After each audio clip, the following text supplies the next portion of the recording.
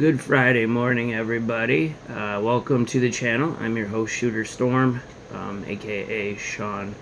I'm going to be talking about something that just happened this past week. It's actually not going to be about wrestling or haunting on this podcast itself, but it is going to be about what happened and transpired last week that pretty much went viral out here in our hometown, which is in northern New York. Those of you who didn't see, which seems to be few, we had over 70,000 views on this thing in like less than a week. So, and that's great because that's what we did it for. We did it to raise awareness. It's going to be something now that we do on the norm. Got someone else on the hook right now. They backed out the other day because they were tired from work, too tired from going to work to pick up a 13-year-old girl and keep her for a week, mind you.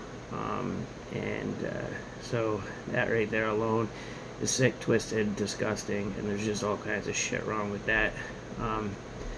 He also, I'll get into him in a minute. I just want to talk about last week.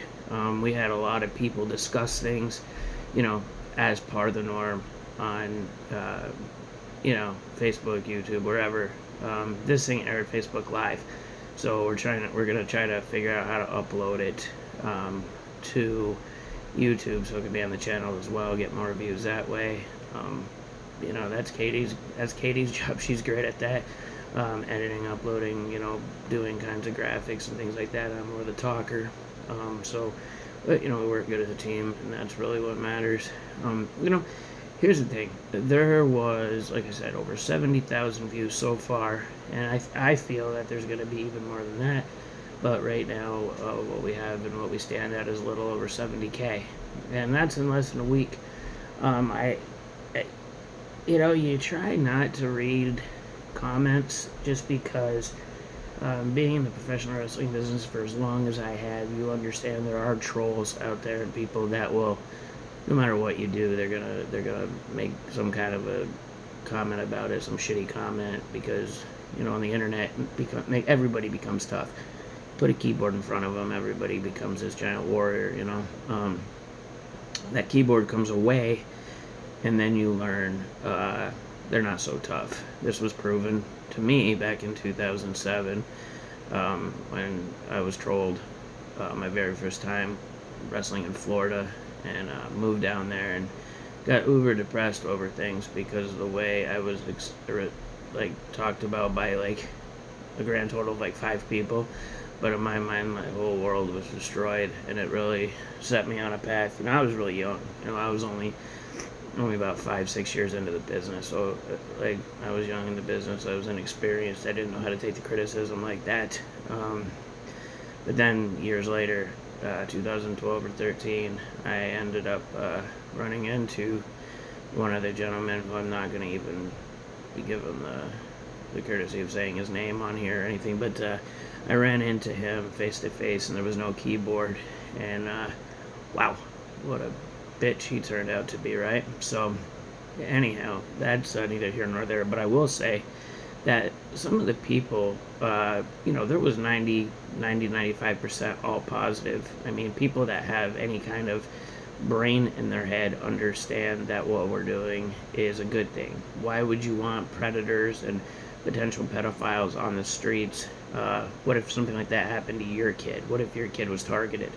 You know what I mean? But some of the people, of course, had their comments saying that myself and Katie, we sounded like we were on drugs and this, that, and the other thing. I'm going to state this clear as day.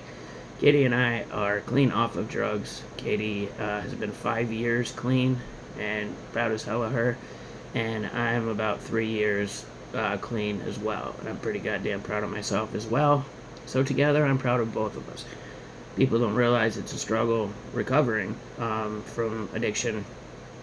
But another thing when you're a couple recovering together, that's, that makes things even more difficult because, you got two of us that it could be at the same time, it could be at different times that that we have our craving, and we feel like we're gonna fall, and then we don't, but we're good to pick each other up.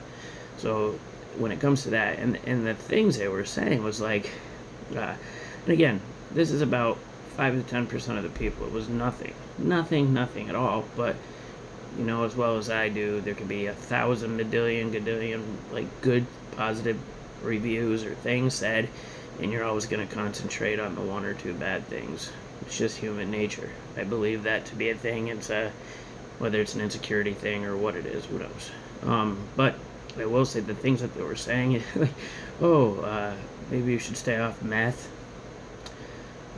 Okay, I said myself and Katie are both recovering addicts. We were addicted to prescription painkillers. We've never done a hard drug like that. There's no meth, there's no heroin, there's nothing like that. You know what I'm saying? Like, I find those drugs to be disgusting. She also finds them to be disgusting. You take those drugs, chances are you're gonna die. It's gonna catch up with you, you're gonna die.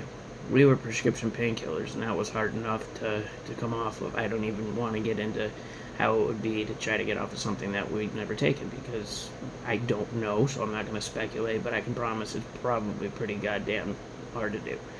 And if anybody out there has done it and has gotten off of it, congratulations, be proud of yourself. Don't listen to what anybody else says. So we got a 38-year-old man who was chatting with what he believed to be a 16-year-old boy. To clarify, New York State legal age of consent is 17. So anybody that commented, "Oh, he's 16, so what's the big deal?" Well, that's the big deal.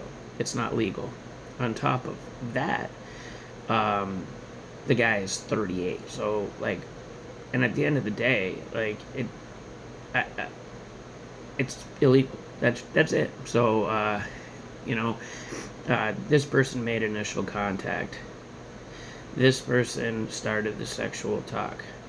This person wanted to meet with this young boy after talking about how he thought his ass was so tight and this and that and the other thing. And let me answer this. People ask, "Oh, did the police know him?" Absolutely. This is something that I spoke with the lead investigator about prior to doing this. We weren't going to just go out and do this without any permission. We're trying to help and get clean up our streets, get people off the streets. Get these pedophiles and these predators off the streets. It's not appropriate, and I gave them when I went up, I gave them everything out straight out. I said, "I'm not with law enforcement, however they do know that we're here." I let them know that I was recording them for both my protection, Katie's protection, and their protection, so that way nobody can say I whooped his ass, nobody can say he whooped my ass. It's nothing like that. So they were given proper notice that I was recording them. I told him he could leave at any time. He did not have to stay. I wasn't law enforcement.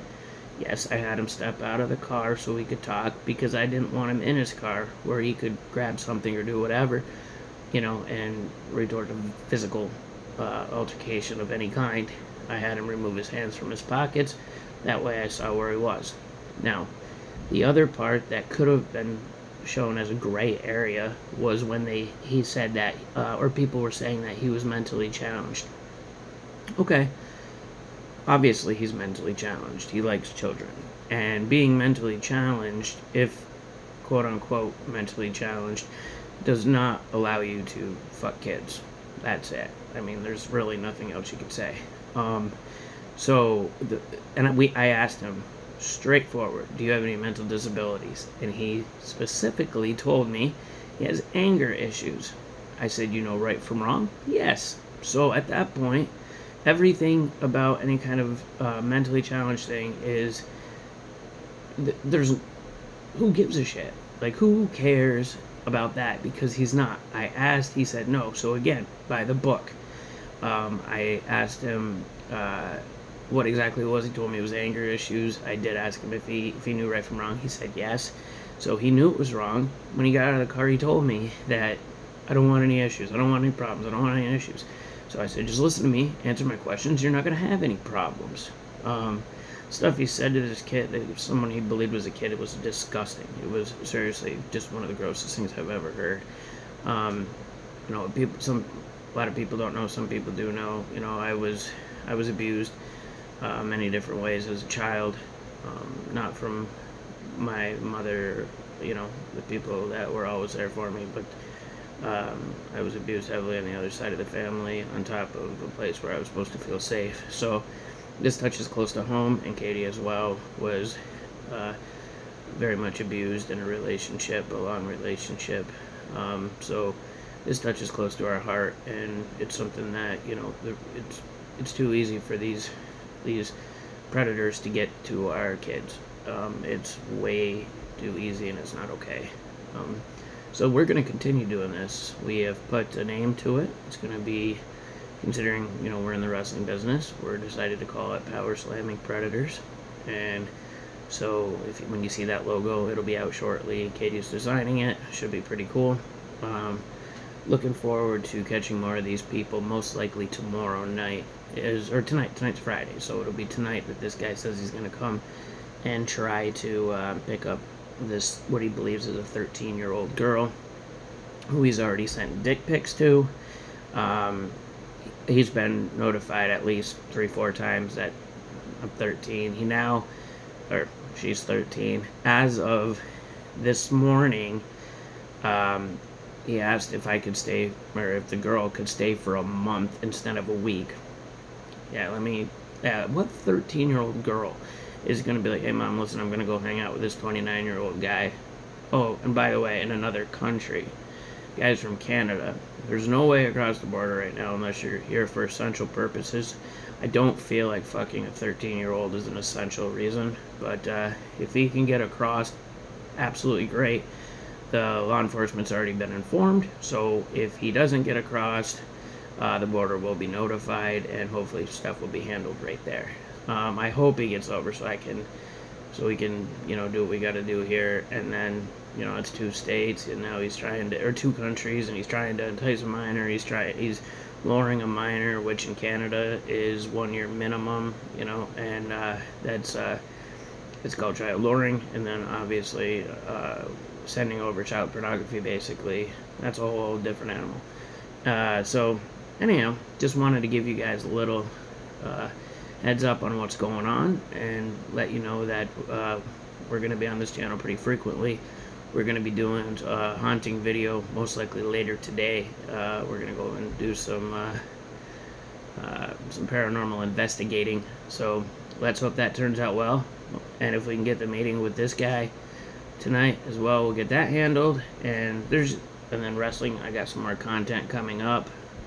There's going to be some empty arena matches going on up at the school once it reopens here, hopefully within the next week or 2, once we hit phase 3 of this global bastard we got going on.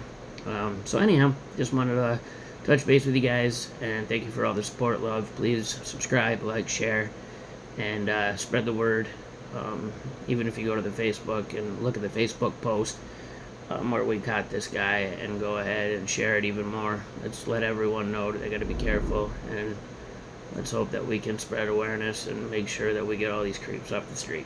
Alright, until next time, guys, follow your dreams.